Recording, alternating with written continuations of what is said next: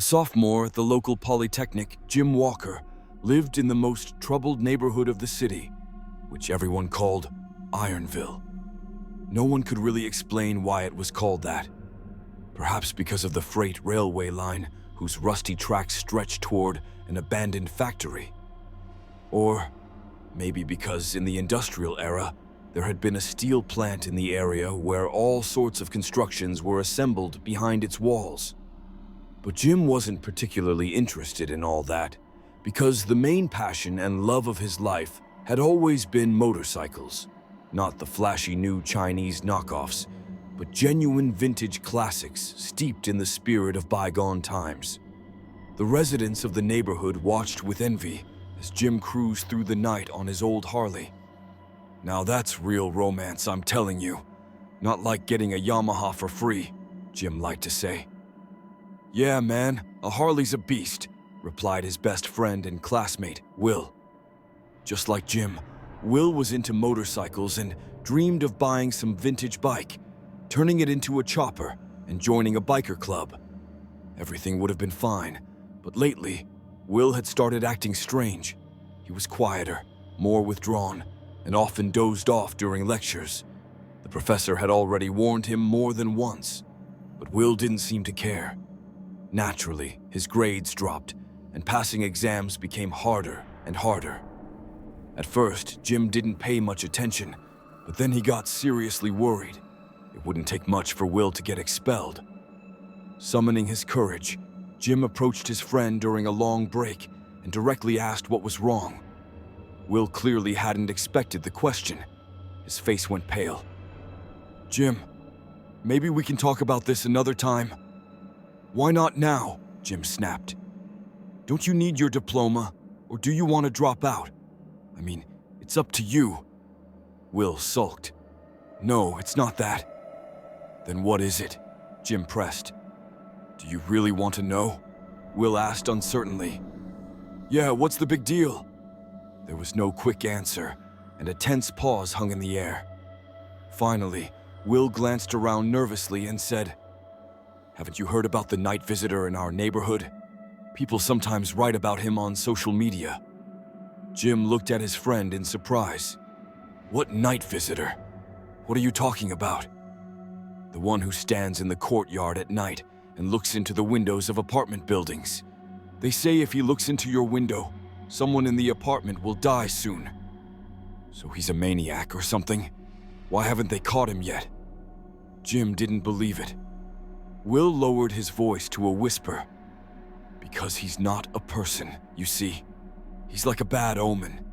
He appears all in black, stands there all night, and by morning, he's gone, as if he was never there.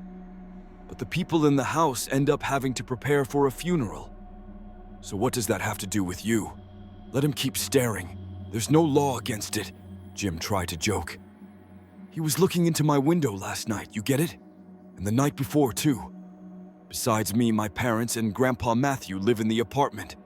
Grandpa was just diagnosed with Alzheimer's.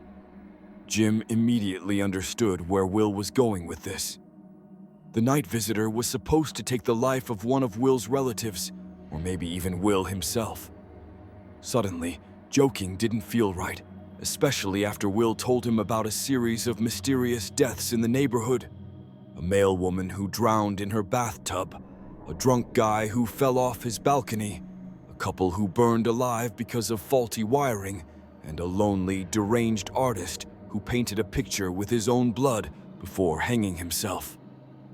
Great news you're telling me, Jim replied with a shaky voice. Who do you think he really is? Will shrugged. If only I knew. I haven't slept for nights, just watching that thing in black and keeping an eye on the apartment. Yesterday, the gas on the stove turned on by itself. I saw it with my own eyes. I looked out the window, and there was the night visitor in the courtyard, staring and smiling. Jim got chills. He'd known Will for a long time and trusted him. Will wasn't the type to exaggerate. They agreed to meet after class. During the lecture, their thoughts were fixed only on the night visitor, whose appearance in the neighborhood was followed by mysterious deaths. What if you just go up to him and talk, like, Hey, what are you doing here? Maybe he's just another guy playing at being spooky, a Satanist or something, Jim asked Will on the way home. He saw frozen fear in Will's eyes. No way I'm going. If you want, try it yourself, but not on foot, ride up on your motorcycle. And if anything happens, just hit the gas and get out of there. Jim liked the idea, especially since he loved night rides on his Harley. Will promised to watch from his apartment window. He was still terrified that someone in his home would die an unnatural death. Jim waited for nightfall with impatience. He checked his motorcycle, filled the gas tank, and dressed comfortably. He lived 4 buildings away from Will, so it didn't take long to get there. He rode slowly, cutting through the night with his headlight. Suddenly, Jim saw a tall, lonely figure standing in the middle of the playground, staring at one spot. Jim tried to see where the night visitor was looking and gasped in surprise. He was staring right at Will's apartment windows. Without turning off the engine, Jim made a semicircle, still hesitating to approach the tall stranger whose face was hidden by a large hood. The figure barely moved, like a statue. Only the cloak fluttering in the wind showed he wasn't bronze. Damn, he looks just like a scarecrow. Put him in a cornfield and no bird would land, Jim thought. Slowly closing the distance, he rode up from Will's entrance toward the stranger. He didn't feel fear, just anxiety and a strange sense of hopelessness, like a rabbit trapped in a cage. Hey, what are you doing here? Why are you staring into windows? Jim asked, stopping his motorcycle. He could feel Will's eyes on him from the window. Of course, Jim got no answer. The night visitor still stared at one spot, his hood barely moving. Are you crazy or just pretending? Should I call the cops? Jim shouted, emboldened. At that moment, the stranger turned his head and looked straight at Jim. Jim felt chills run down his spine. He couldn't see the stranger's eyes, but it felt like darkness itself was staring at him. Suddenly, the motorcycle engine overheated, glowing bright red, and the tires deflated, leaving the Harley standing on bare rims. What the hell? Jim whispered in fear. He looked up. Will was no longer at the window. Instead, the hooded figure was there, grinning wickedly. Jim jumped off the motorcycle and looked at the playground, but the night visitor was gone. Will's my friend. I have to help him, flashed through Jim's mind as he rushed to the building. At that moment, his motorcycle, standing on its kickstand, suddenly roared to life, spun around, tearing up the flat tires. Sparks flew from the bare rims, and the bike looked more like a hellish chariot. Instead of a headlight, a huge, bloodshot eye stared at him. What charged at Jim at breakneck speed couldn't be a normal motorcycle. It was more like a hellish hybrid of machine and demonic entity, born from someone's twisted imagination. Jim barely managed to jump aside as the bike crashed into the entrance door, crushing it like a tin can.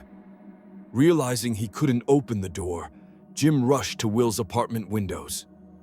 Looking inside, he recoiled in horror. The place was a living hell. At first, Jim didn't even understand what had happened. Only after a few seconds did he realize that Grandpa Matthew, grabbing an axe, had started smashing everything and hacking Will's parents to pieces. Their arms, legs, and chunks of flesh were everywhere, blood even on the ceiling. When Jim opened the window, the stench was like a slaughterhouse.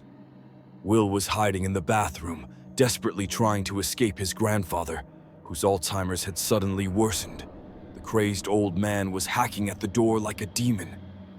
Jim glanced back at the window and saw the hooded stranger waving goodbye. An axe whistled past Jim's head, splattering him with blood. Grandpa Matthew's eyes bulged with monstrous tension. Jim could swear he was no longer human. They were just waiting for me to die, waiting for my country house. Well, screw them, the old man yelled, swinging the axe like a hellish fan. Soon, foam mixed with blood poured from his mouth, and green pus oozed from his nose. Dodging another swing, Jim slipped in a pool of blood and fell. Grandpa Matthew raised the axe one last time, but didn't have time to bring it down. Instead, he clutched his throat, dropped the axe, and collapsed, blood gushing from his ears and nose, his head deforming under terrible pressure. In a minute, it was all over. Police and paramedics arrived almost at the same time. The official version was that Grandpa Matthew, who secretly suffered from paranoid schizophrenia, had a psychotic break. Only Jim and Will knew what really happened, that the night visitor in the cloak had orchestrated the bloody massacre, taking 3 innocent lives. Realizing Will wasn't up for making plans, Jim decided to act alone. He didn't feel sorry for the ruined motorcycle. Nothing could compare to losing your parents. Trying to find information about the night visitor, Jim went to a local church where Father Nicholas gave him a clear explanation. It turned out the idea of the night visitor had existed before, but only appeared in the most troubled places, where anger, greed, and envy were especially strong. "It's a dark entity, young man, and it doesn't appear by chance," the priest explained. "It's a kind of evil that discharges places filled with malice, taking human lives. It happens cyclically, and the entity only appears when a huge amount of negative energy has built up in one place, like your neighborhood. The demonic spawn can act through others, pitting people against each other, but sometimes it acts directly." "So how do you fight it?" Jim asked. The priest thought for a moment, then whispered, "Fire, young man. Lots of fire, and very high temperatures. Any abomination fears bright flames. That's the law." Jim nodded and left the church with a lighter heart. Now he understood. Their neighborhood was soaked in malice. Everyone envied each other and wished each other ill. It seemed most people had forgotten how to smile. Even Will's late parents, it turned out, were just waiting for Grandpa Matthew to die so they could inherit his country house. The same story played out in every family in Ironville. Jim solved the fire problem quickly. He bought several portable gas canisters for camping and, connecting them with a single tube, built a homemade flamethrower using plans from the internet. While Will prepared for funerals and gave statements to police, Jim prepared for the final battle with the creature that fed on negative emotions, taking lives in homes where malice had reached a boiling point. Unfortunately, finding the night visitor from the underworld wasn't easy. Sensing danger, it went into hiding and stopped appearing in the courtyards. Switching to a bicycle, Jim rode around the neighborhood night after night, wanting only one thing: to get even with the night scarecrow before it claimed more blood. 3 nights in a row, he searched and came home empty-handed. Only on the 4th night did he get lucky. He saw the familiar tall figure in a cloak and hood from afar. This time, it was staring into the 2nd-floor window of a lonely widow. Jim knew she envied those with families and chased children away from her windows with hate. That was bad, but hardly enough to deserve death. Seeing the night visitor, Jim didn't hesitate. He dropped his bike and approached from behind. The homemade flamethrower was ready, its little flame burning.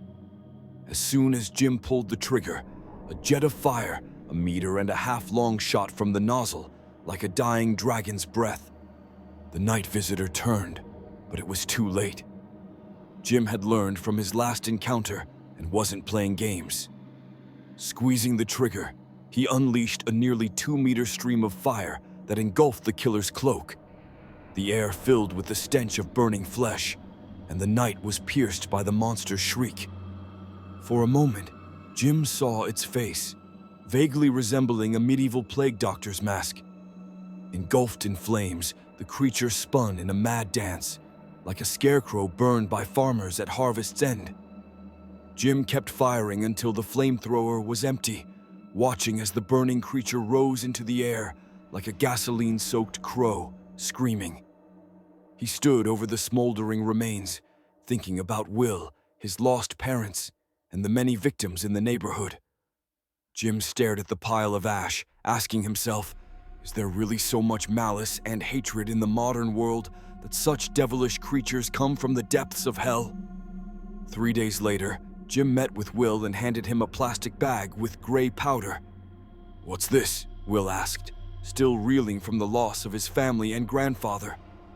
"The remains of the one responsible," Jim explained. Will took the bag with disgust, nearly gagging at the sight of the ashes. After thinking for a bit, Will suggested flushing the ashes down the sewer, which Jim gladly agreed to. That's where it belonged. With the death of the creature that fed on negative emotions, life in the neighborhood noticeably improved. People became more attentive to each other, and the angry discontent faded. Jim believed that by eliminating the cause of the evil, he had saved not only himself, but all of Ironville, where peace and harmony now reigned, at least until malice in people's hearts paved the way for evil to return.